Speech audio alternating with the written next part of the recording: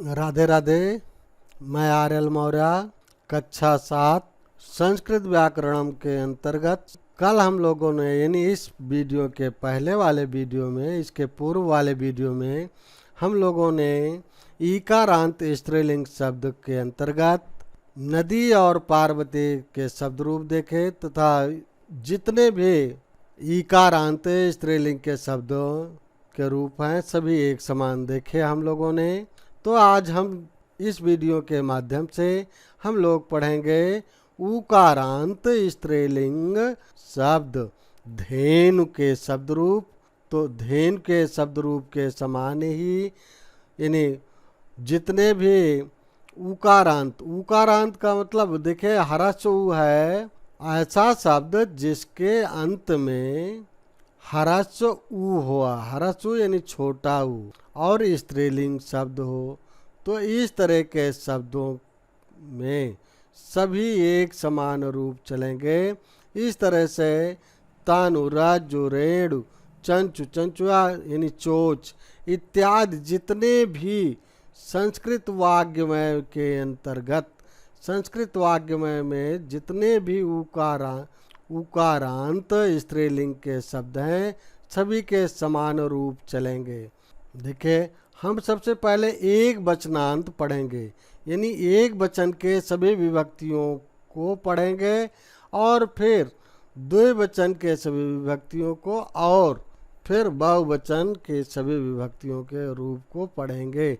हाँ, एक चीज़ का ध्यान रखिएगा, विभक्तियों को उंगली पर गिनते चलिएगा। तो चलिए शुरू करते हैं। प्रथमा द्वितीया हम बार बार नहीं बोलेंगे, इनको उंगली पर गिनते चलिएगा।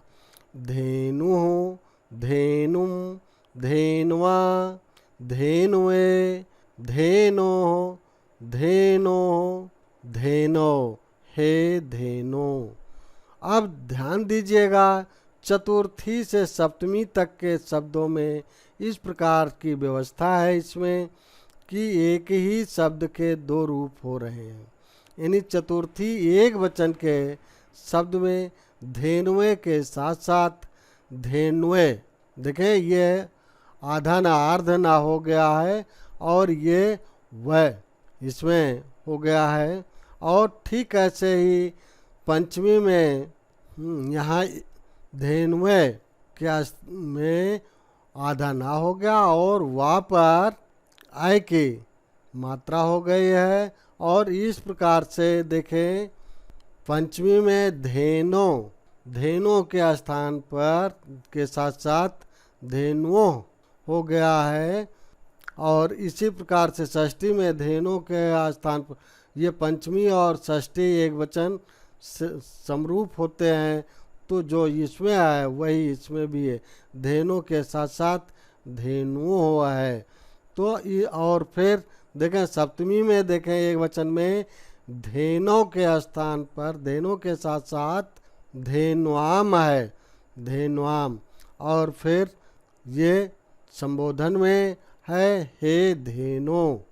तो इस प्रकार से इसको अगर हम पढ़ना चाहें तो ये अगर चतुर्थी से हम सप्तमी तक के ये एक वचन के अंतर्गत शब्दों के जो दो दो रूप दो शब्द बन रहे हैं इन दोनों को हमें ध्यान में रखने की आवश्यकता है।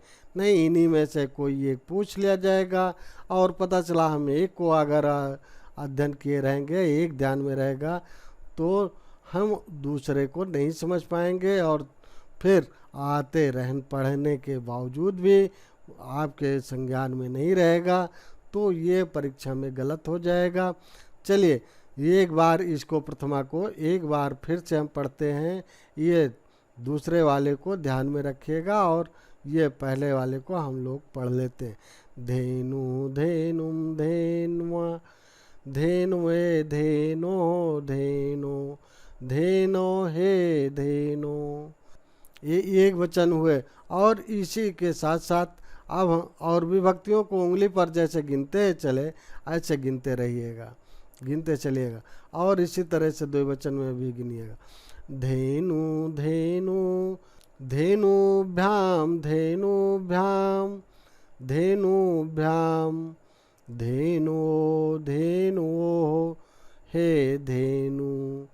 तो देख लीजिए यहाँ यानी प्रथमा और द्वितीया के द्विवचन में और यहाँ संबोधन में द्विवचन में समरूपता है, यहाँ हे और जुड़ गया है। और इसके साथ साथ तृतीया द्विवचन में तृतीया द्विवचन, चतुर्थी द्विवचनम और पंचमी द्विवचनम में समरूपता है। सभी में धेनु में भ्याम भ्याम जुड़ गया है, हो गया धेनु भ्याम धेनु भ्याम धेनु भ्याम। और फिर पंचमी षष्ठी और सप्तमी में देखें धेनो ये शब्द बने हैं और ये धेनो यहाँ भी है, पंचमी एक वचन में और षष्ठी एक वचन में और पंचमी षष्ठी द्विवचनम में और सप्तमी द्विवचनम में है। इस बात को ध्यान में रखें, ये चारों शब्द समरूप हैं। अगर पूछा जाएगा तो ये चारों उत्तर सही पाए जाएंगे, अगर आपके संज्ञान में रहेगा तभी, नहीं तो आते रहने के बावजूद भी गलत हो सकता है। और संबोधन में हो जाएगा, संबोधन द्विवचन में हे धेनु। अब हम लोग देखेंगे बहुवचन, यानी धेनु का बहुवचन। धेनवा विभक्तियों को उंगली पर गिनिए। धेनवा, धेनु, धेनुभी, धेनुभ्या, धेनुभ्या, धेनुनाम, धेनुष, धेनुष।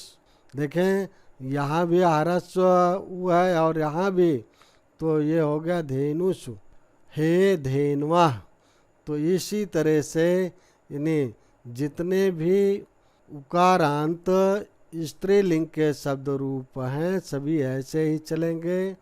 सभी को बना के लिखने का प्रयास करिएगा, याद करिएगा। इस वीडियो में इतना ही। वीडियो को लाइक करिए, शेयर करिए।